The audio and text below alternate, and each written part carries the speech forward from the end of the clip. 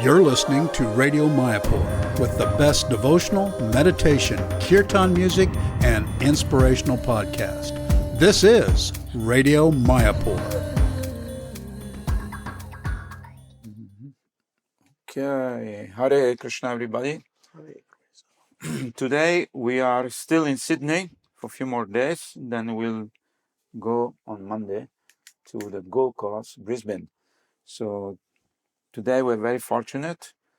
I am Gangadas, your host and podcast member for Radio Mayapur. And today we're very fortunate to have with us Sankirtan Narottam Das, disciple of His Grace Japataka Swami. Yesterday was his Vyasa Puja, which we celebrate here. And he was born in South India, Tanjore, in 1981. He studied engineering in electronic and communication. And he met the devotee in 1998 in Bangalore. Welcome. Hare Krishna, Prabhu. Prabhu, it's a great pleasure to have a podcast with you. I know you for many years. You are a very bright devotee and a professional person who are very successful, both materially and spiritually. You have a nice son, you have a nice wife, and everything Krishna has given you is wonderful. So let me ask you, what was your life before you became a devotee? Tell us a little bit about your childhood or your family. Hare Krishna, Prabhu. Thank you for having me in Radio Mayapur. Wonderful service. Radio Mayapur ki jai. Yeah. So as I told you, I was born in Tanjore. It's a small town. Grew up in a very tight nuclear family. Had a lot of friends and relatives in a very small town. Was born in a bit Smarta Brahmana background. Oh, okay, nice. So brought up in a typical Brahmana family, had a typical pious upbringing. Was a wonderful experience. Very wonderful experience. Yeah, nice. Had loving father and mother. Very loving father, mother. Very loving group of. My father had a very big family. He had like 10 brothers and sisters. Oh. My mom had 6 or 7 brothers and sisters. Most of them were in the same small town. So I had a lot of cousins. I have a sister, as you know. And then, grew up in a very big family. So a lot of people to go around, pious setting. South India was still more pious those days. So yes. I had a lot of temple trips. My grandfather had his own temple and things like that. So I was grown up in a very pious, very nice environment. And then after my year 10, we had to move to Chennai. So that's my first exposure to city. So I came to Chennai. I did my schooling year 11 and 12 in Chennai. Then I, had a lot of friends, a lot of big groups and all of that. And then first year of my college, we went on an industrial trip to Bangalore. And that's when, as a group, a whole college was taken to ISKCON temple, because ISKCON temple had just opened a few years. It was very famous. Beautiful on the hill. And on the hill. Yeah. So, that's and beautiful deities. Correct. Nice. So that's my first exposure. So just a quick little background about me. Nice, beautiful. So tell us why at one point in your life you choose to become a devotee. Very interesting. Because that trip when I had gone with our friends, there's always a little bit of difference between how Chennai was compared to where I came from. Because I come from, as I said, a very pious, a lot of religious activities, whereas Chennai was actually opposite. And once I went to college, it was entirely different, fully materialistic, going out with friends and, doing all kind of things and everything. So there was experimenting.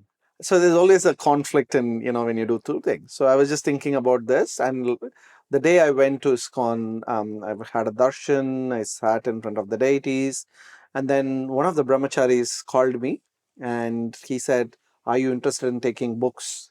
Then I said, I wanted to, not buy anything. So this was in Chennai? Bangalore. In Bangalore. When I had gone for the, industrial visit. So then I told him, no, I don't read English and all of that. He said, "What language you know?" I said, "I speak only Tamil." Then he brought me a Tamil Bhagavad Gita and a Science of Self-Realization in Tamil. And he said, "I have Tamil books." And I didn't know what to do. So then I said, "Okay, I'll buy it." And then I bought it. And then he turned the book over. And then in the backside of Signs of Realization, they had all the list of all the temples. Temples. Yes. And then he showed me the Bakit Road T Nagar temple in Yes, Chennai. yes. He said that, you go there, there is a Japanese sadhu there. If you have any questions, you can ask him. That's all he said. And that's my first introduction. So then I came back to the hotel. For some reason, I was not feeling about going around with my friends. So I started reading Science of Self-Realization. The book was so powerful that I finished the whole book in the next 1.5 days. I was reading all the way back in the train and back home. And, that's my introduction. You got glue to the books. Yeah. Nice.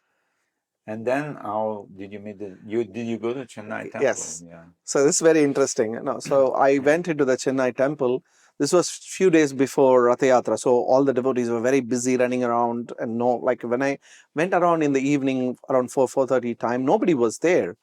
So then I just went, and somebody was there in the book table. I don't remember who. Then I asked this devotee, is there a Japanese saint there? He said, yeah, he's in the first floor. So, nobody stopped me. I just walked to the first floor and knocked the door. And then he said, okay, yes. And then I entered, and there was this, a saint, a saffron dress. I didn't recognize saffron. All of that was not, registering to me. Right. Then I told him that, I went to Bangalore, I got a book, and they told me to come here. And then, later I know it is His Holiness Bhanu Maharaj. And then he said, oh, very nice. We have a Rath Yatra. You can come for the Rath Yatra. And here our temple president, he was a temple president at that time. So the temple secretary is there. Go and meet him. So I came down and I met with Sumitra Prabhu. Nice. And then Sumitra Prabhu told me, come for the Rath Yatra. There are a lot of services, bring your friends from college and all of that. So that was my second experience. You went to Rath Yatra? Yes. That's another very interesting experience. Tell us. So I went to Rath Yatra. There was a huge crowd. It was starting from T Nagar at that time. And there used to be a devotee, Gopal Kishore, who was a temple devotee at that time. So then he was just looking for people to do some services. So, I went there and I was just standing, looking at things, not knowing what to do, who to talk. And he said, are you free? And I said, yes. So he said, I have something for you. Do you want to do it? I said, okay. Then he said, come. And then he took me inside the Rath, below the Rath. And then he said, this is a canopy service. There are two things you need to do. When they say pull, you have to pull it. And then so it'll go up. And then when it comes down, I'll give you a glove. It'll come very fast. So you have to hold the rope so it doesn't smash. I said, okay, how hard it can be. Then I realized then I realized that the canopy is actually hundreds of kilos. And then there were around 8 of us pulling. And then, catching the rope. So he made me do the service for 6-7 hours. We had an amazing kirtan. Every 15 minutes, somebody will come and give a different kind of prashadam to feed us. It was a very energetic, even though it was a physical service, I really enjoyed it because there was so much fun. So that caught my, heart and attention. Yes. And then how you proceed after that? So after that, then Gopal Prabhu took me to a few other devotees, and they said there is a Bhakti Vriksha that happens in one of the devotees where I stay. I used to stay on the other side of the town called Anna Nagar. The temple was in T Nagar. Yes. So they said there is a devotee there. She and her husband runs weekly classes, and I can attend there. So then I went to their home and I started attending the evening classes. Every Saturday evening we used to have this 1.5 hours Bhakti Vriksha class, then big prashadam. One of the big highlights was Shubhanga Prabhu used to make an amazing kheer. So they had this Radha Giridhari deity at their home. Yes. And Prabhu's one of the services, he'll make a kheer. And so every week he'll keep that kheer for me. So that's one of the attractions to go there. Prashadam is always very attractive. Yeah. So then I started attending the Bhakti Vriksha, and that's when I started becoming a serious devotee. And then very early, within 5-6 months of attending the class, Mataji actually told me about Mayapur. So she said, it's an amazing place. Radha Madhav is, you see them, they'll blow your mind and this and that. So at that time, my father used to have something called LT, travel allowance in his office. So every 4 years, the bank will reimburse whatever trip you take. So then I said that year we'll go to Mayapur. Then my father said, it's a temple. What will we do there? I said, let's just go there and see. So then we flew to Calcutta, and then we took a taxi and we came to Mayapur. We didn't have booked anything, nothing there. So I went there and I asked for a room. They gave me in the long building. Oh, okay. With a common bathroom and everything. Yes. So then one of the things Mataji had told me is don't miss the Mangala Aarti. Right? So the previous day night, we had come very late, but still somehow or other I woke up in the morning. The rest of my family was sleeping. I went to path and I entered the altar, the temple room. And when that first darshan in Mangalati darshan of Radha Madhav, I'll never forget. Orange color dress for Radharani, yellow dhoti for Krishna, Madhava. I'll never forget that experience. It was an amazing experience. And then my parents came, they attended Darshanarti and they were amazed, and then we attended the whole program and everything. And then after lunch, my father was saying, okay, now we had darshan, what else? There's nothing else to do. I already booked like 6-7 days. What are we going to do here for 7 days? So then he said, I'll book a car. We'll go to Darjeeling and this and that. And there used to be a brahmachari, Vrajnath Prabhu. Yeah, Vrajnath. Yeah. He's from South India. Yeah. So some or other, he got the news that some South Indian family has come. So he came to us and said, first of all, do you want a better room? We said yes. So he took us to the Conch building. Nice. Those days, getting room in Conch was very easy. And it was 500 rupees a night. So then we said yes. So he moved us to Conch building. And then he said, one of the services I do is I take whoever come from South India, take around them. Are you interested? We said yes. He said, okay, I'll make the arrangements. And then the next 5 days, he took us to 5-6 days to all the 8 other islands. And he told all the stories. One of the things that actually inspired my parents very much was we went to this place called Modrumadweep, and there is a there is a temple of Radha Madana Mohan, Vasudeva Datta's deities. There used to be a very old devotee called Jagat Bandhu Prabhu, and he served us with so much love, the prasadam. My parents were in tears, and they were so moved. They started practicing Krishna consciousness. My sister became a serious devotee. That's how my family became like strong in their Krishna conscious. So one of the very turning points for me was I got Prabhupada Leela Amrita from, Vrajnath Prabhu. He said, buy that book and read it. So again, when I started reading it, it was so much energetic. So I read the whole book, but there is also a sad turning to it. So then I read the whole book. I was super enthusiastic reading Prabhupada. So then I came running to the temple, Chennai temple back, and I went back to the backside. There was a brahmachari ashram. I went, brahmacharis were eating, and I asked the brahmacharis, because there were so many inspiring characters in the book. So I asked, where is Brahmananda Prabhu? Where is Achyutananda Prabhu? Because they were very prominent in these. And then he looked at me and said, they are not there. They are no more in ISKCON. I was like, what? And then, yes, they've all left. I was like, what is this? Then I asked so many other names and, I couldn't connect to any of them, because I only knew Bhanu Maharaj. I knew our Guru Maharaj, Epta Maharaj, and I knew Bhaktivikas Swami because he used to travel as well. His Holiness Bhaktivikas. So their names were not there prominently in Prabhupada Leela Amrita. They were, So then, I was thinking, what happened, in all the prominent, Then I started feeling really let down. I thought if these stalwarts who associate with Prabhupada couldn't do it, why should I do it? Because I was also feeling pressure from my friend circle, and all of them were saying, this is not the age to do all of this. You used to go around. Old. Said, you don't come with us to restaurant to eat onion garlic and all of this. This is all, take it slow. I was thinking maybe I should slow down. But then, within the few weeks, then I also met my mentor from Bangalore. He used to come to our Bhakti. His Grace Chaitanya Avatari Prabhu. And then he took me under his wing and he said, don't be fanatic about Krishna consciousness. Take it slow, steady. Correct. You don't have to wear tilaka and go to college and show off. Yeah, you have to show off. Just be normal in college. And take Krishna conscious slowly from the side. Take it. It's an internal process. So then he started guiding me. And then he said, your college studies are important. Don't think that, you'll give up everything and become a brahmachari. These are all, from what I see, may not be for you. Yeah. So, he was a very mature person. But let me ask you, go back in time. When you were with your family in Tanjore, did you ever study Shastra like Bhagavad Gita or Purusha Sutta, Vishnu Sahasranama? Vishnu Sahasranama, yes. Okay. This is something that every day.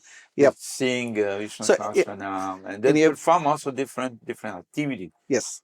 Which I don't know if they explain to you or not, but just culture.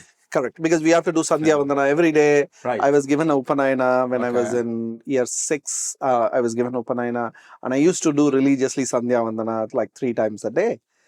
So that was... Explain what is Sandhya Vandana for our Okay, audience. Sandhya Vandana is basically it's a process of chanting the Gayatri. Okay. But just you cannot chant the Gayatri because there are so many mantras to purify before the Gayatri and so many mantras after. So it is, the whole process is called Sandhya Vandana. It's done 3 times a day.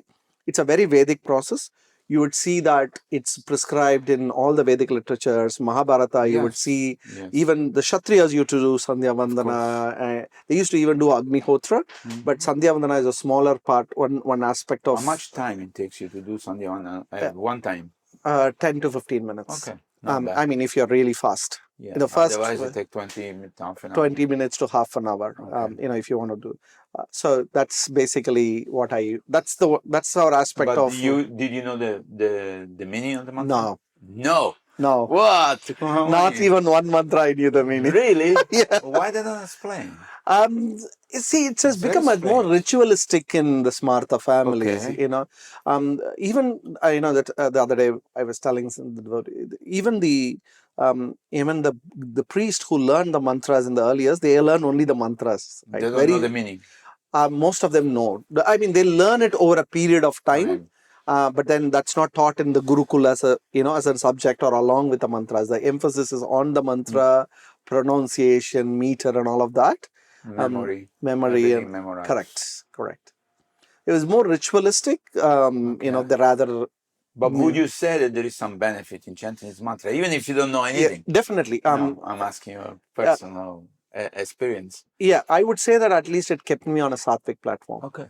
Right, and it didn't help me not to go into those things if I would have normally. Because that time this friend circle that I had a lot of influence on me naturally. And then so to start drinking and eating meat is very common among Brahmana boys. But then for me, some or other, I was like had that aversion from those things. Maybe because I did Sandhya Vandana, it kept me on this. I mean, that's how I relate to it. Right. That's my personal.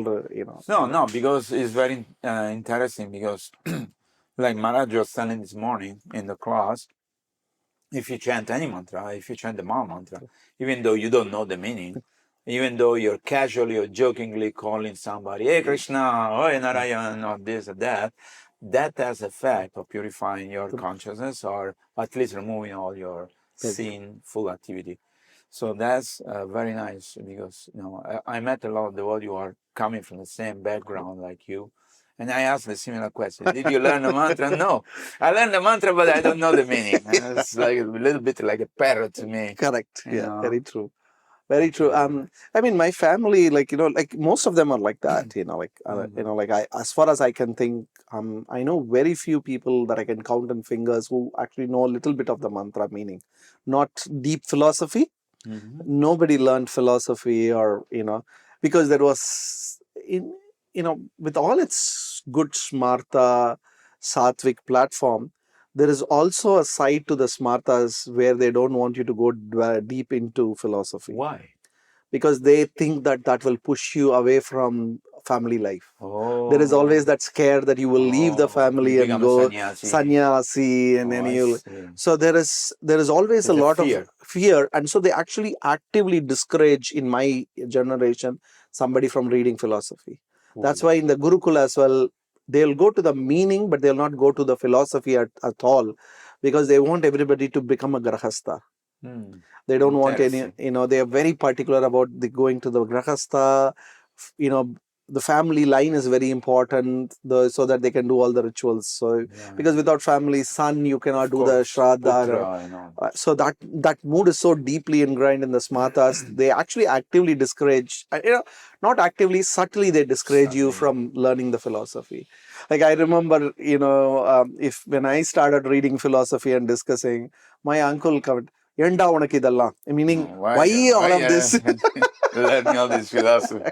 This is not the time when you're a 90-year-old. That time. But let me ask you another question. How many sannyasi are there in your sampradaya, or let's say the followers of Okay, so the only sannyasis that we were linked to was the Kanchi Mutt. Kanchi Shankaracharya. Kanchi Shankaracharya. So that he was our only link actually. Otherwise, there is no other. There's no, at least in your place in Tanjavur, there was no other no, sannyasi doing puja. To connect through Smartha line, like No. the real the one who are in Parampara, Yeah, they only connect to the Kanchi Math. And very dishearteningly, when the Paramacharya left and the other two took over, and when they went to the jail, and it became a big issue, that. I don't remember, but It actually broke the lot of faith in a lot of Smartha families, right? Because that mutt was holding everything together, and when that mutt had issues, then it kind of had a lot of impact on, like I remember that this was happened when I was in college already. Why they went to jail? I don't remember. There was some political issue, there was a murder, and they were linked to the murder. And but of their own guru? No, somebody. This is after he passed away. Yeah, after he passed away, the next guru actually. Because I met Shankaracharya when we made the video of Rishingadev. Oh, okay. Without Madhava. Oh, he was okay. He was actually very pure. Very nice. He was very nice. His next generation became an issue. I mean, it was a political move by the party, but then there was anyway. Whatever was the reason, it had a lot of profound impact on the faith that the Smartha families had. At least I can say. How can somebody be accused of murder if he's a sannyasi? So correct. This is very strange. Very strange. So,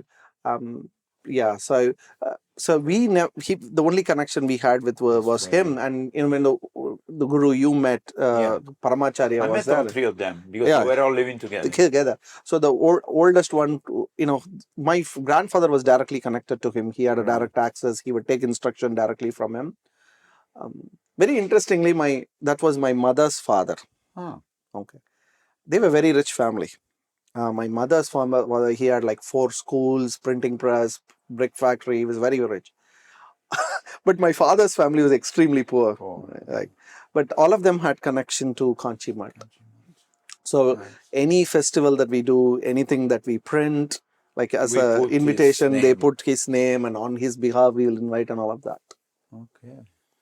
So now, basically, when you come back to Krishna consciousness, you start to understand why you were doing this ritual. Correct. Why the deepness, the culture, the method, the techniques, and the knowledge you get, because in nowhere else. You never read the Bhagavad Gita, and you never read the Upanishad.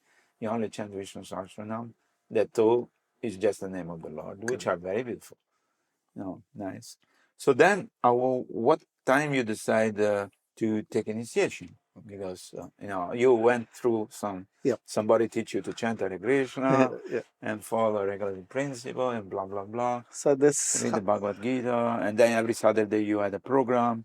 So you learn a lot through this Bhakti Vriksha program. Bhakti Vriksha program, and I used to regularly attend His Holiness Bhanu Maharaj classes. Oh, on Sunday or every day? Sundays. Sometimes we'll go on a weekday Bhagavatam class. Nice. Because at the time there was no internet. No internet. Even if there are cassettes, his classes were recorded in cassettes. We'll have a tape recorder, we'll keep next to him, and we'll record. Walkman, correct. That's how we used to record his classes. And then we used to listen to his classes. We learned a lot from there. And then what happened was, when I finished my engineering, I started a small business. Okay, good. And then it was going well, then it started going down, and there was issues, and I was struggling with both my Krishna consciousness and my business. This and all is of in that. Chennai? In Chennai. Okay. So at that time, I remember my mentor said, why don't you get a job and come to Bangalore? Because he was based in Bangalore. Right. So he said, why don't you come and stay with me for some time and see how it works for you? Then I said, okay, Prabhu. That was a nice offer. Yes. So then I shut down my business, and I actually immediately got a job. And then I decided I'll go to Mayapur for like 1 month, and then I go to Bangalore. So I went to Mayapur.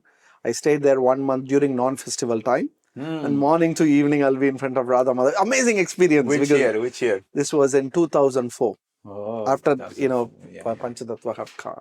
Yes. So then 1 month I stayed in Mayapur. Every day I prayed, chanted like many rounds in front of Radha Madhav, and stayed. Beautiful. It was an amazing experience. Then I came to Bangalore. So in Bangalore, Chaitanya Prabhu had set up a small brahmachari ashram for working brahmacharis. All of us were working, Right. but we had a tight program, Mangalarti, we'll cook for ourselves, clean, then we will chant our rounds, go to office, come back. Evening we'll have one half an hour class, and then we'll have What's a nice program? Very nice Tight. program. And then weekends were filled with preaching. Like morning to evening, we'll go to different places, give classes and things like that. It was very tight. So my sadhana was very good. It was roaring and so a few months I was there, 6 months I was there. And then, again, this event happened where they transferred me from Bangalore to Chennai. Oh, okay. Your job? Job. Well, you were working as what? Working as a developer in Infosys. Infosys, very famous computer company. So then I said, okay. And then I came to Chennai. Now that coming from Brahmachari Ashram back to home gives you a lot of luxury, Of course. Somebody to cook, wash and everything. And I became very relaxed and my sadhana went down completely. Down. From 16, I went to 0. Someday I'll do 16, someday 0, 2 and all of that. And my office schedule also became very crazy. Really? So then, it became so crazy. I would work until night 12, something like that. One day I was working very late and I saw that in my office, they had this Yahoo Messenger those days where I was logged in. And then I saw that one day Guru Maharaj was online. Okay. It was night 11:30. So then I typed Hare Krishna Guru Maharaj. I was just like, let's try, Immediately reply click, Hare Krishna. Then he asked me, you're asking me, Gurudev, are you my disciple? And I said, no, Guru Maharaj, I'm aspiring from you. Because I had already met him few times. Yes. And through my mentor, I had connected to him. So I had that connection. So I was aspiring from Guru Maharaj. So then he said, the next question he asked me is, how many rounds are you chanting? Then I said, Guru Maharaj, some days I do 16, some days I don't do anything. And he said, first rule is whatever you do it constantly. Start with 2, 4, it doesn't matter, but do that constantly. And I said, okay, Guru Maharaj. And he said, if it help you, I think you should go back to Bangalore because I see the influence on Chaitanya Avatari is very good on you. Maybe he would inspire you to do better. You should try to go back to Bangalore. I said, okay, Guru Maharaj. And then I said, Guru Maharaj, please bless me so that I'll go back home, back to Godhead. And then Guru Maharaj replied, by Gauranga's mercy, I'll take you back home, back to Godhead. Yeah, that's beautiful. Yes. And then I said, okay. Then again, I tried for a job and within a week I got a job in Bangalore. It's a company. In another company? Yeah, it's an American company called Fidelity Investments. Okay. So then I moved to Bangalore and then there I was under Prabhu. I was, this thing. But one thing that I was always struggling with is taking initiation because it's a very serious commitment. Yeah, of course. And given my background in going up and down in Krishna consciousness, I was not sure.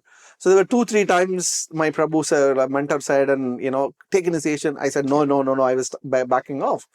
Then I was thinking, I went to Mayapur again for the Parikram, Navadvip Mandal Parikram. And then we came to Rajapur. And I remember in Rajapur, Guru Maharaj was telling Leelas, Janivas Prabhu was telling so many Leelas about Rajapur Jagannath. He was saying all the stories. Then I went to Rajapur Jagannath and I told them all these stories I'm hearing, it's all amazing. So, let me see, are you really powerful? I actually challenged the Lord. I said, you're really powerful. You should make me take initiation. Okay. I prayed this and I came out. Exactly nice. And then 1 year after exactly, we went for Guru Maharaj's Vyasa Puja, 60th Vyasa Puja. So we came to Sridham, Mayapur, everything was there, festival was there. Suddenly, the day before Vyasa Puja, my mentor had called me and said, you're taking initiation tomorrow. I said, what? Because that year, the festival committee, Bhakti Purushottam Maharaj and others have made a rule that no initiation, because managing Vyasa Puja and initiation is too much. They said no initiation ceremony and Guru Maharaj agreed for it. I said, Prabhu, there is no initiation. You don't worry about it. I'll take care of it. So he had told something to Guru Maharaj and Guru Maharaj said, we don't want to give trouble to people this. So without anybody knowing, arrange for initiation in Rajapur. Okay. So I wrote the question paper the previous day, 11:30 I finished the paper. 1 o'clock I had an interview with Ratnavali Mataji was JPS office. 1:30 Guru Maharaj interviewed me. And they chose a name like 2-2-30, and the next day my initiation happened in front of Rajapur Jagannath. I prayed to him, and 1 year after exactly my initiation happened in front of Rajapur Jagannath. Jagannath is powerful. Very powerful.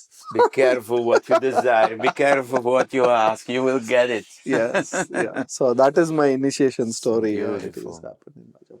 But then how you end up here in Australia? That's another story. So yeah, because you were working, you were not married at the time. No, I was not married. So which year you got married? 2010. 2010. So this, my initiation was in 2006, and then 2007 I had to travel to US for my work. Couple of years, 3 years I lived in Boston. Then I came back, and in 2010 I got married. But what was your life as a devotee, as working in Boston, in America? How was it? Yeah, it was. There are temples there, small temples. I lived not in Boston, a small town outside of Boston called Marlboro. It's like 40 kilometers. Marlboro is a cigarette, a famous cowboy who smoked the cigarette. That's in UK, so they named the same thing in America, because they call this place New England. Okay. Because that's where the first British people landed. So anyway, but because I was already an initiated devotee, because I'll tell you one thing, if I had not been initiated, US would have changed me. Yeah. Because it's so much freedom, so much Maya. Maya is there. So you can cut it with a knife. Yeah. But because I was initiated, and then 2006 I went there. And what I did is I wanted to do something Krishna consciousness. So what I did is, like, there were around 15 colleagues with me, and I was trained a little bit. Indians who came with me to US. So because I was back in Brahmacharya Ashram, I'll cook for the devotees, I'll run classes, those were the 2 services I do. So then I told all the boys who were colleagues, they were all single, none of them knew cooking. So I said, I'll cook at home at my place, and they can come and have prasadam. So every day, morning, breakfast, dinner, I'll cook for them, offer it, and give them prasadam. You become the chef. And then I'll, sometimes I inspired them to come with me to Boston Temple. We went to the new Vrindavan Temple. And then all of this I was doing. And then almost at the end of 2008 is when I heard the news Guru Maharaj got a stroke. Then 2009, I was just contemplating whether to be there, not to be there. And then so I decided to come back to India. So beginning of 2009, I came back to India. So in US, because the work was really tight as well, and I love traveling, so I traveled to a lot of temples, I went to a lot of places, Disney, everything we went. Yeah, of course. But some other Guru Maharaj's mercy, Prabhupada's mercy, I was able to do my rounds and maintain the standards nice. To whatever extent I could. Nice. So, but how you find the difference between living in America and living in Australia, for example? Yeah. So I have a different thing I want to check with you. Okay. So from US, then I came to India, got married, and then moved to Singapore for 2 years. Okay. And then Singapore is where my son was born. Oh. And Singapore, we had a horrible work culture. It's one of the best cities to live, one of the worst places to work. Why? Because, this is my perception, maybe I'm wrong. The Asian people here, they work for like 12 hours every day. Even if they don't have work, they sit in office for more than 10, 11 hours. Because they don't cook at home, they eat outside and things like that. So for them, office work is very important. And so they spend a lot of time in that. And then with a newborn baby, we were struggling as a young family. And then my sister was living here in Australia. And so she said, Australia is a better place. Work-life culture is better. Why don't you try here? So I applied for a PR and I got it. So I'll tell you, the first month when I came to Australia was a culture shock to me. Of course. Because I've lived in US, I've lived in India and in Singapore. There is no people here. Yeah, there's nobody. Yeah. And then it's empty. Everything closes down at 4:30. I was like, what is this? It's a bit depressing, everything shuts down at 4:30. There's nothing, So it's very difficult the first few months. And then everything was ridiculously priced in Australia. It was a bit costly because US is much cheaper. Singapore, the car and the housing is costly, but everything else, food and, other things are very cheap. So this was like both, it was very, bit of a culture shock, but then we adjusted and I got a job, nice job. And luckily my boss was a devotee. Wow. If I tell about my interview, you'll be amazed. Tell us. Okay. So this is how I got a job. I was searching for a job. I moved to Australia. 2 months I was searching for a job. I didn't get a job. And I used to live in this house where we are doing the interview right now with my sister. And you know how far the temple is away. Yeah. So those days the metro was not there. So I have to take a bus to a train in Blacktown. From Blacktown, a train to North Sydney, a bus to the, temple. It takes you 1 hour or plus. 1.5 hours. Yeah. So I used to go and do Rajbhog for Radha Gopinath. So one day I was... Every day? No, 2 days a week. Oh, 2 days a week. Because weekdays they didn't have, weekends they had a lot of devotees, weekdays they had less. So I used to go to... So it was a Wednesday, I was going and cooking. And I had a very close devotee friend, Govinda Hari. Maybe you should interview him. He's very interesting. So he called me and said, Narottam, send me your resume immediately. I'm trying to get an interview for you tomorrow. I said, Prabhu, I'm cooking Rajbhog. I can't move now. There are no other devotees in the temple to hand it over to. Who will cook Rajbhog? He said, are you not interested in the job? I said, I am really interested in the job, but I can't leave halfway through. The best I can do is by the time I reach home, it will be 3 o'clock. He said, okay, do your best. He was very upset. Then I finished cooking, offered it to Radha Gopinath, and then took prasadam. And then I came home at 3, sent him my resume, and he some or other got the interview organized the next day. So I went to the interview. It's in a bank Westpac. So I enter there, and he already told me your manager is going to be a devotee. And I've never met that devotee. His name was Raja. So this devotee comes, and I've never seen him. And he says, okay, let's go for an interview. He went into a room. We were talking, and he said, I'm not the interviewer actually. My boss is going to hire you. You will work for me, but he's the deciding authority. So then his boss walks in. He's a Macedonian, I've told you. Yeah. Amazing guy. So he walks into my room, and the first question he asked me is, do you know Raja, who's the devotee? And I didn't know what to say, whether yes or no. Because it could be a different... Yeah, I don't know how Australia works. And then before I could answer, Raja Prabhu said, yes, I know him very well. We go back and, Then he said, I have 2 roles. One is a technical role, one is a business role. Which would you prefer? I thought, okay, based on that, the questions will come. So I said, I'm more business oriented. I moved away from technical side. And he said, okay, join from next Monday. That's it. The only question I had is, do you know Raja? Because he trusted him. Yes. He knows that if he hires you, then you can work with him. Correct. And so he was a devotee. So we had an amazing time. I don't know whether I can tell this in the radio, but then, we had a fun time. Some days, like, what we'll do is we'll put a one-on-one meeting between ourselves. We'll go to the temple, see the Rajbhog, Arati, Prasadam, and then come back. Everybody in the office will think these guys are having a meeting, but we'll see. But the first few years, Australia was very good in the sense my work-life balance was extremely good. I had a lot of time for preaching, a lot of time for my sadhana, and a lot of time for seva. So that family. Yes. And, spend a lot of time with my family. So that way, Australia is amazing. It's even better than US in that way. Definitely, yes. In the sense, US, you have to work at least 8 hours. Australia, 6 hours, you're done. The rest of the time is for you to spend. So that way, I feel Australia flexible. Yeah. But there are certain advantages living in US. The country is so big, there's so many things to do, so many things to see, variety, there is a less cost and all of that. But yeah, Australia has its lot of advantages as well. Over a period of time, I have started enjoying Australia. Wonderful. Tell us how you get married, because I am sure your marriage was an arranged marriage. Yes. It was not a love marriage. You didn't meet your wife somewhere in the temple and say, oh, I like this girl, I want to get married with her. No, tell us the story, how you get married. So we were trying to get a devotee wife for a long time, almost like 2.5 years. So then we thought, okay, we have tried 2.5 years, nothing worked out. We tried and nothing worked out. So then my parents were in anxiety, you're not getting married, why don't you allow a little bit wider circle? So then again, my mentor said, okay, that's not a wrong thing. You can get a good, nice Brahmana girl, maybe, but just be clear, explain to her what you're doing. Don't surprise her that, you get married and she comes and sees you doing and then she thinks you're crazy and all of that. Right. Be very clear to her in the beginning.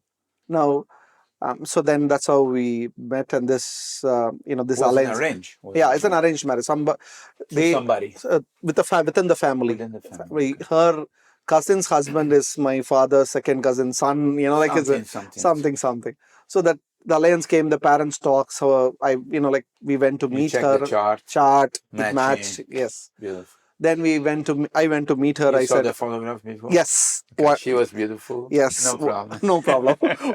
So I went to meet her again, like I went to meet her, there were like 40 people sitting in the room, traditional. They made this, in South India, they make a halwa and this and that, and I was serving, like, what is happening? Say anything, yeah? Yeah, I couldn't say anything. Then I said, I want to talk to the girl. And they said, talk in front of us. And then somebody had sense to send us to a separate room and talk. And then I went to her and explained to her about all Krishna consciousness. And she's from a very traditional, small village Brahmana family. Smartha also. So, and they follow this. There's a Krishna Brahmi group in South India. They also do bhajans, kirtan in a bit smartha way, but they do bhajans, a lot of bhajans, kirtan, Harinam, Sankirtan, all of that. So she also had exposure to Mahaprabhu. She knew about Mahaprabhu, Kirtan and all that. It's just that they are not in a very smartha way they do things. So then she said, this is all I know, this is all I know. This is not normal. But I was really not, are you sure you're okay with not eating onion, garlic? And the bigger than onion, garlic with the smartha family is coffee. Oh, coffee. Yeah. I mean, I didn't tell about coffee to her at that time. Okay. I said only onion, garlic. I said nothing. The coffee tea, I didn't touch at all. Then I talked about, this, that, and, ISKCON, I follow this. And she said, okay, it's all fine with me. It's all normal with me. She loved you at first sight. You are a handsome person. I know. So then I wasn't sure. And she comes from a very traditional family where meeting before marriage itself was considered taboo. But then, then they expected me to reply immediately. But I said, no, I have to talk with my mentor, with my family before I decide. That is generally taken as a kind of rejection in, it's like saying, backing off. Oh, you're backing off. So then, my mentor asked, as far as you're comfortable, you have explained everything to her, go ahead. Then I thought, okay, this point did I say. So then I called her father and said, can I talk to her again? So I don't know what happened. Later I came to know that her father scolded her, saying, why did you not answer properly? He wants to talk to you again. What did you do? And so then when I picked the phone and I started talking to her, she started shouting at me, saying, what is your problem with me? She started asking, what is your problem with me? So I said, no. I just wanted to make sure. I told you yesterday. Whatever you say, I'll follow. Who are you? What other question? I said, okay, I'll say okay. So, that one time I met her, within 15 days, we had an engagement, 1.5 months marriage finished. Fantastic. Where do you got married? In Chennai. Which place? Kalyan Mandam in Velachery. And His Holiness Vrajendra Nandan Maharaj, Malaysia Maharaj, he presided over our marriage. We had a big kirtan in the evening, and Wonderful. So now tell me about this program you're doing, because you're doing now you're doing Bhakti Vriksha. How many people under you work? How many people you're training? What is the future of this project? So, Bhakti Vriksha, again, I got introduced when I was in Bangalore. We do this system of taking only 10, 15 people in a group and doing it a very interactive way of doing programs, asking questions and answers, and, rather than a class, it's very interactive program. And that actually originally hooked me because I can ask questions, I can challenge, and so that model went very deep. So then when I came to Sydney, as you know, my sister and my brother-in-law was not yet initiated at the time, but they were very serious devotees, were chanting Sutrinams, Mangalati, everything was going on. And they were very serious about preaching and all of that. So then I told them that my training that I had, and why don't we start a program? So very interesting, because at that time Bhakti Vriksha, two things is very important. One is how you run the class, and equally important is how you follow up and create a relationship with those people. Of course. Many people just give a class and leave and go away. Because they're not interested. Correct. Whereas Bhakti Vriksha is about, creating that family and that relationship. So then we teamed up, me, my brother-in-law, my sister, we started a small Bhakti Vriksha. And the devotees became very serious in the group. And then we saw that it's working actually. When, I already had a lot of experience, and they became hooked up to it. And then, so we started this program of running Bhakti Vrikshas across. So currently we have between us around 15 groups. Then later, 2014, 15, Guru Maharaj came, and one of the things that we always struggled with is if we bring 15 or 16 devotees in a group, maybe 5, 6 will turn into a senior devotees. The rest 10, they are there, they are not there, and things like that. So then again, when I was talking to my mentor, he said, along with the congregation ministry and Guru Maharaj's input, they have started a new program called Manjari, which is basically a lighter version of Bhakti Vriksha, which is just you go. There are three types of Manjaris they had. One was called the Yoga Manjari. The other one was called Gita Manjari. The third one was called Tulsi Manjari. Basically what it is Tulsi Manjari is more for India, where they just do Tulsi Puja, read one story and go away. Yoga Manjari is where they do yoga and a little bit of kirtan. That's it. No philosophy. And Gita Manjari is just, they will talk a little bit of Gita, but no hard Krishna consciousness, right? Just like a simple philosophical, which day-to-day people can connect. So then we picked that up and we thought, and then the idea was bring that in, do that for like 6 months. If somebody becomes serious, then you bring them to Bhakti Vriksha. Otherwise, you hit them with, who is the soul and who is Krishna and all of that, it becomes very difficult. So then we started that pilot program here. And we saw that again, Tulsi Manjari is not for Australians, the puja aspect is more Indian housewife. Worship in a tree. Yeah. So here actually the Gita Manjari worked, and the Yoga Manjari, I tried for Westerners, it worked a little bit. So we started running these Manjari programs. So that's Bhakti Vriksha and Manjari is what we do. I run like 4 Manjaris right now. And then we have almost 70, 80 people within that. And I also run a couple of Bhakti Vrikshas with 20, 30 people. So that's my, current service. So we try to do the Manjari, make them really interested, then pull them into Bhakti Vriksha. So then we see that the conversion rate of them becoming devotees is much higher. Right. Now, another question I want to ask you, how you connect yourself with the temple, with ISKCON as an organization? Because that is very important for people to understand. So again, this is a very important question, because again, being a congregation, if you don't go to the temple, there is a perception that you are creating your own group and things like that. You are becoming a guru. You want to be independent. You are a demon. So one thing, again, this is Guru Maharaj's suggestion, was take up some service as a group. That's nice. So what we started doing was back in 2015 to 16, every month, 2 Sundays, our group will go and cook and clean the temple on Sunday feasts. That's nice. And then how many people come? Sunday feast? 400 people? Yep, 400 people. That's a lot of people. Correct. So that service we picked up, and then we will have some fixed services that we'll do in the temple. Like certain festivals, we will do the whole cooking, serving, cleaning and all of that. So, and then plus, we engage people in different services. Like we have one devotee who does all the purchase for the temple, like 300 liters of oil. He has a big, van, he puts in and, serves. There's a devotee who prints everything because he has a printing shop, and, like that we connect to the temple. Nice. And then obviously we do whatever Lakshmi we can. One of the things we have set for our group is everybody, a portion of their salary have to go to the temple. So most of them have connected to the temple through the deity seva. Right. And I am also, part of the leadership team. They call it the congregational leadership team. Nice. So I'm part of that. I'm helping with the preaching. Another service, as you know, I've taken up is leading the construction, because we are going to rebuild the ISKCON City. Tell us a bit about the new future project of the temple, because people will be interested. This temple is small. Yep. 400-500 people cannot go inside the hall. Is maybe 100 people can go and stuff inside one. Correct. In front of the DD. So how this project came about is, we have ISKCON Sydney is very, very unique in the sense the property is in the center of the town. It's in actually CBD, what's considered the business district. It's a very high valued property. Okay. So we have almost like 14,000 square feet of land. And out of that, the government wanted to take a strip, 2,000 square feet, for expanding the road.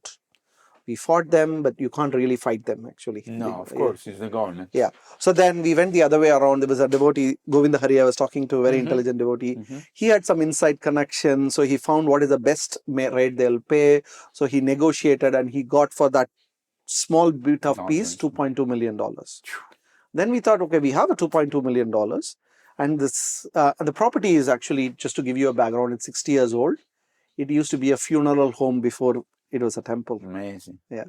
So Radha Gopinath mercifully stays there. Then we thought, okay, this is not fit for purpose anymore. As you said, Janmashtami, Huge. it's like, 2,000, 3,000 people. 40,000 people. Cooking is difficult, serving, darshan, everything was a problem. Parking. And the parking, and then neighbors complaining, so many issues. So we thought, let's renovate this project.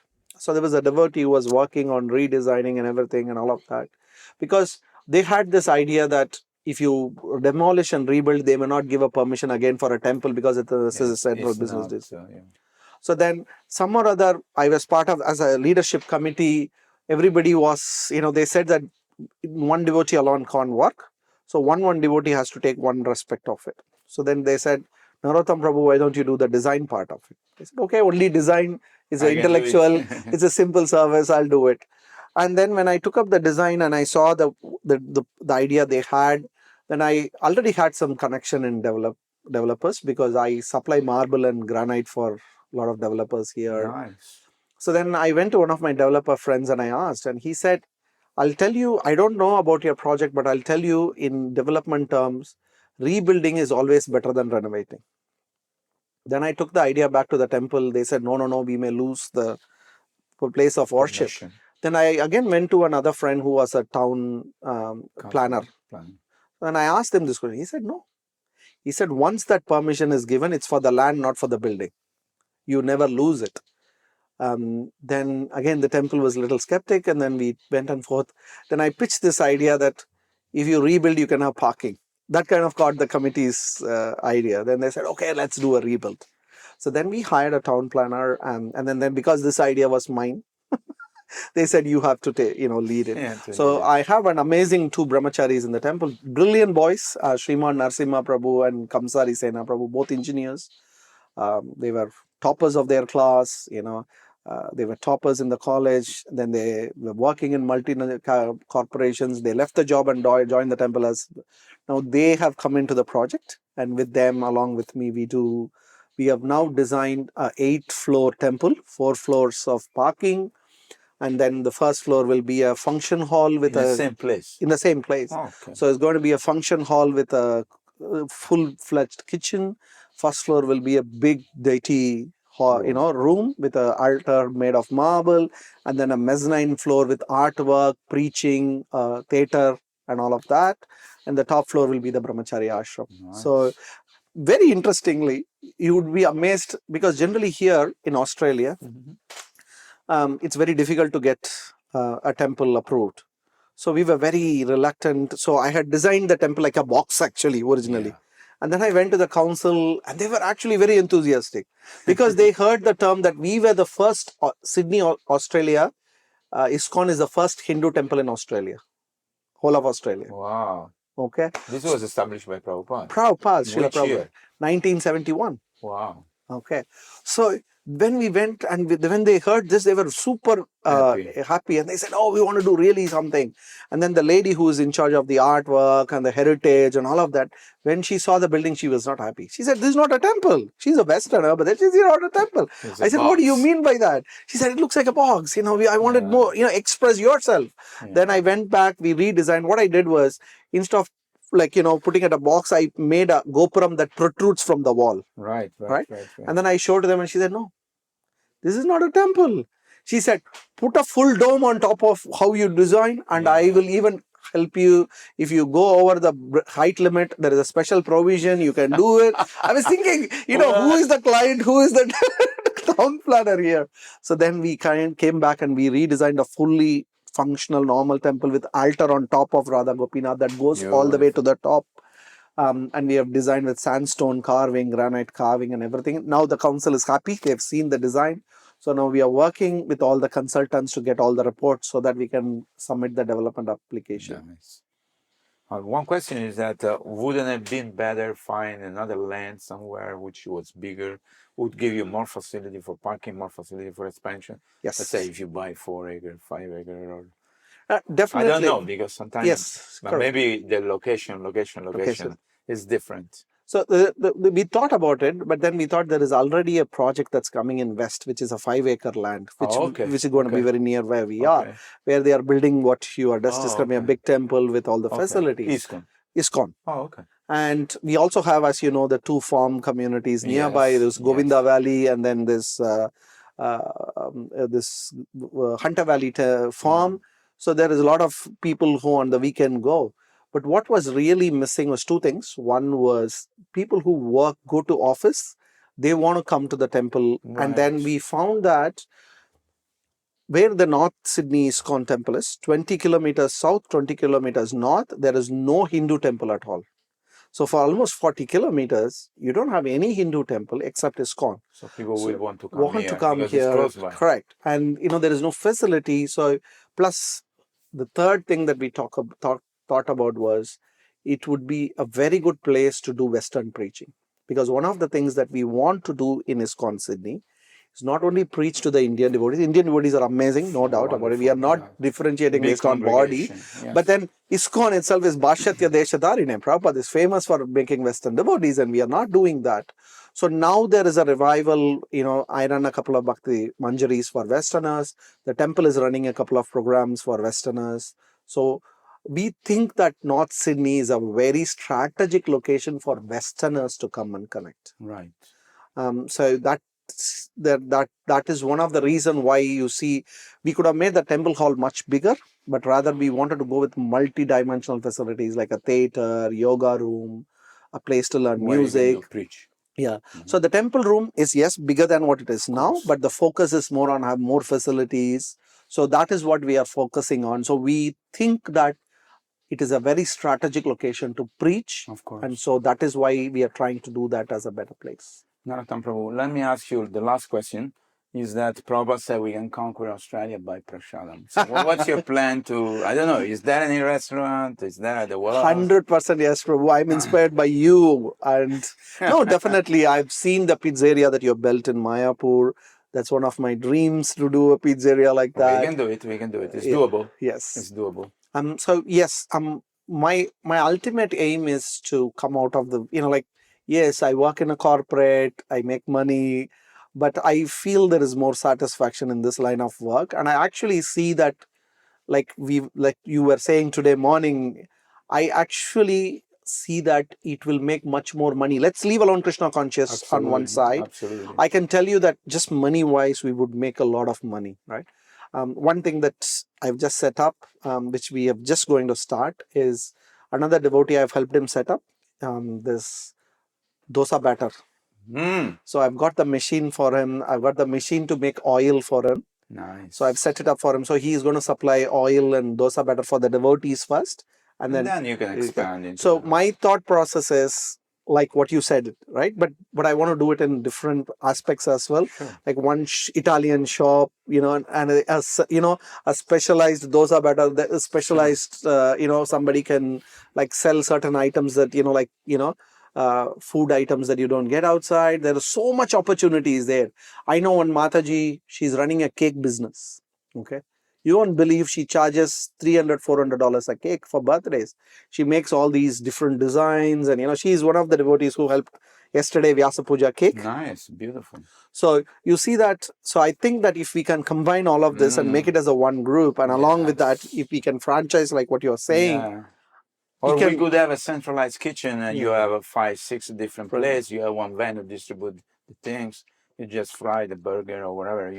The devotees can do a Krishna conscious job. Yeah. They can make as much money as they are making in the outside world. Absolutely. And then ISKCON will get like a lot of contacts as well, for preaching. What you say is true, Prabhu. I'm not saying. It's what Prabhupada said. Prabhupada said we can conquer Australia by distributing prasadam. Correct. So who's stopping us? Nobody. We just have to figure out our brain to do it. So I think you have come to the point that we can actually do it. Yes. And we have people who want to help us also. It's just that devotees have that ingrained fear or aversion to risk. But I think it's worth taking that risk. We have taken a risk for Krishna. Krishna. So yes. Krishna is behind us. It's like we are crossing the road with the hand of the dead. So he's guiding us. So there is no fear. hopefully next time when we do a podcast in Radio Mayapur, we'll show what facilities we have. Okay, fantastic. Maybe you can come and build a pizzeria for us. Anytime. Yeah. Narottam Prabhu, it's been a great pleasure talking to you. This is a wonderful podcast. Do you have any parting message for the audience of Radio Mayapur? Keep listening to Radio Mayapur. That's my first request. Okay. Because I really, every time I talk with Ganga Prabhu, this is my personal realization. He's very relatable. He doesn't talk in philosophy, but what he talks is very sensible. So I really enjoy having his association. So keep listening to Radio Mayapur. And then my second request is enjoy all the Krishna conscious activities that you do. That's what I'm doing here. Every time Prabhu comes, Maharaj comes, or, we have a function. It's an amazing, amazing thing. So, yeah, enjoy your Krishna consciousness. So, Sukam Kartum Avyayam. Yes. Krishna says this Krishna consciousness is very joyfully performed. Right. So I really enjoy it. So I hope everybody Me too. Yes. I think at one point, spiritual advancement, Srila Prabhupada said that if you are happy, that is a spiritual advancement because you're chanting, you're connecting your heart. Apart from Radio Mayapur, connect your heart, you connect your heart with Krishna. And then Krishna is the source of all pleasures. So by being connected with him and performing activity in the mission of Lord Chaitanya, so we become very happy. Thank you so much. Thank once you. Again. Hare Krishna. Srila Prabhupada ki. Jai. Nanda Gaudiya Vaishnava Vrinda ki. Jai. ISKCON Sydney ki. We Jai. want to see the temple built. Yes, Prabhu. Thank you. How many years? Our target is 3.5 years. Okay. So very soon we'll see it. Yeah. Thank you once Hare again. Krishna, Hare Prabhu. Krishna. Thank you. Wonderful service. Hare Hare Krishna. Bol, Hare Bol, Hare Bol. You're listening to Radio Mayapur with the best devotional, meditation, kirtan music, and inspirational podcast. This is Radio Mayapur.